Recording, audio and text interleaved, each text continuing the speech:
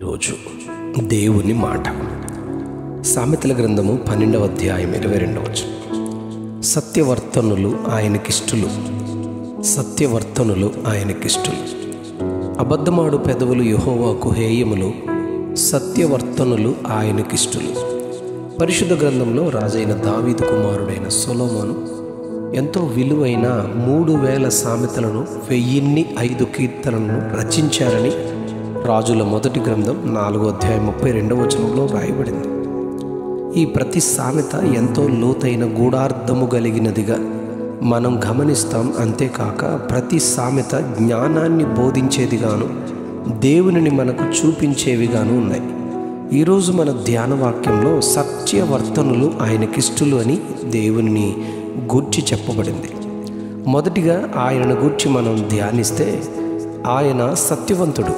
యోహాను సువార్త 14వ అధ్యాయం 6వ వచనంలో నేను సత్యమై ఉన్నాను అని ఆయన చెబుతారు. సంఖ్యాకాండం 23వ అధ్యాయం 19వ వచనంలో దేవుడు అబద్ధమాడుటకు ఆయన మానవుడు కాడు అని చెప్పబడింది. మనము సేవించుచున్న దేవుడు సత్య స్వరూపి అయిన ఆత్మ అని యోహాను సువార్త 14వ అధ్యాయం 16వ వచనంలో, 15వ అధ్యాయం 26వ వచనంలో, 16వ అధ్యాయం 13వ వచనంలో, ప్రకటన గ్రంథం 3వ అధ్యాయం 7వ వచనంలో, 6వ అధ్యాయం 10వ వచనంలో చెప్పబడింది. సత్యస్వరూపి అయిన దేవుడు ఎలా అబద్ధమాడే పెదవులను సహించగలుగుతాడు? ఎలా ఇష్టపడగలడు? కనుకనే అబద్ధమాడు పెదవులు యెహోవాకు హేయములు అని చెప్పబడింది. రాజైన సొలొమోను దేవునికి అసహ్యములైనవి 6 కలవు, 7 కూడా ఆయనకు హేయము అని చెబుతూ అహంకార దృష్టి, కళ్ళలాడు నాలుక, నిరపరాధులను చంపు చేతులు, దుర్యోచనలు యోచించు హృదయము, కీడు చేయుటకు త్వరపడి పరుగులెత్తు పాదములు, లేని వాటిని పలుకు అబద్ధ సాక్షి, అన్నదములలో జగడములు పుట్టించువాడు అని చెబుతారు.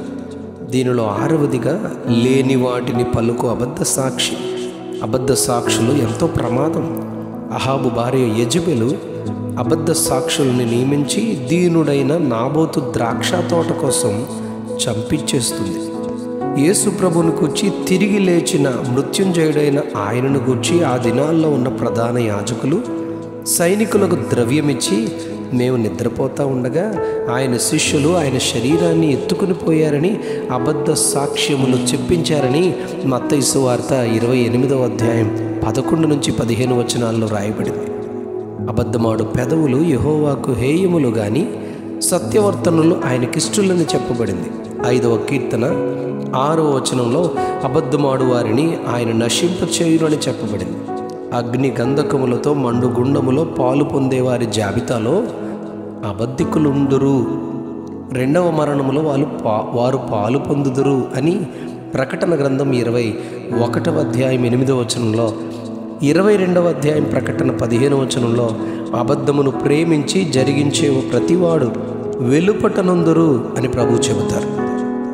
సామెతల గ్రంథం 11వ అధ్యాయం 20వ వచనంలో యథార్థ వర్తనులు ఆయనకిష్టులు అని చెప్పబడింది. సత్యవర్తనులు ఆయనకిష్టులు, వారిని ఆయన మరణము నుండి తప్పించునని రాయబడింది. యెషయా గ్రంథం 38వ అధ్యాయం 3వ వచనంలో మరణ సమయంలో ఇల్లు చక్కబెట్టుకోమని ప్రవక్త అయిన యెషయా ద్వారా దేవుడు హెచ్చరించాడు హిజ్కియాని. తన ముఖము గోడ తట్టు తిప్పుకొని యథార్థ హృదయుడునై సత్యముతో నీ సన్నిధిని నేనెట్లు నడుచుకుంటునో, యెహోవా నీ దృష్టికి అనుకూలముగా సమస్తము నేనెట్లు జరిగించుతునో కృపతో జ్ఞాపకం చేసుకోమని హిజ్కియా కన్నీళ్లు విడిచి ప్రార్థిస్తాడు. 15 సంవత్సరాలు ఆయుష్ను ఆయన అనుగ్రహించినట్లుగా రాజులు 2వ గ్రంథం 20వ అధ్యాయం 3వ వచనంలో కూడా హిజ్కియా చరిత్ర చెప్పబడింది. ప్రసంగి గ్రంథం 12వ అధ్యాయం 10వ వచనంలో ప్రసంగి అనగా సొలొమోను జ్ఞాని అయ్యుండెను, అతడు జనులకు జ్ఞానము బోధించెను, అతడు ఆలోచించి సంగతులు పరిశీలించి అనేక సామెతలను అనుక్రమపరిచారు. ప్రసంగి ఇంపైన మాటలు చెప్పుటకు పూనుకున్నారు, సత్యమును గూర్చిన మాటలు యథార్థ భావముతో చెప్పుటకు పూనుకున్నారని దేవుని జ్ఞానాన్ని పొందుకున్న సొలొమోను కొరకు చెప్పబడింది. సత్యవర్తనులు ఆయనకిష్టులైన వారికి ఎన్నో ఆశీర్వాదాలు ఉన్నాయి. అవి గమనిందామా? మొదటిది సర్వోన్నతమైన స్థలములలో దేవునికి మహిమ, ఆయనకిష్టులైన మనుష్యులకు భూమి మీద సమాధానమని లూకా రాసిన సువార్త 2వ అధ్యాయం 14వ వచనంలో దేవదూతలు కొనియాడుతూ నీతిమంతులకు, ఆయనకిష్టులైన మనుష్యులకు కలిగే సమాధానాన్ని గురించి చెప్పారు. రెండవదిగా 16వ కీర్తన 3వ వచనంలో భూమి మీద ఉన్న భక్తులే శ్రేష్ఠులు, ఆయనకు వారే ఇష్టులు అని చెప్పబడింది. మూడవదిగా సమూయేలు గ్రంథం 2వ సమూయేలు 22:20లో దావీదు ఇలా అంటారు, నేను ఆయనకిష్టుడను గనుక ఆపత్కాలముందు ఆయన నన్ను తప్పించారు అని చెప్తారు. నాలుగవదిగా ప్రసంగి 2వ అధ్యాయం 26వ వచనంలో దైవ దృష్టికి ఇష్టుడగు వానికిచ్చుటకే ప్రయాసపడి పోగు చేయు పనిని పాపాత్మునికి ఆయన నియమిస్తారు అని చెబుతారు. హెబ్రీ పత్రిక 11వ అధ్యాయం 5వ వచనంలో హానోకు దేవునికి ఇష్టుడుగా జీవించెను గనుక అతనిని మరణమును చూడకుండా ఆయన కొనిపోయినని చెప్పబడింది.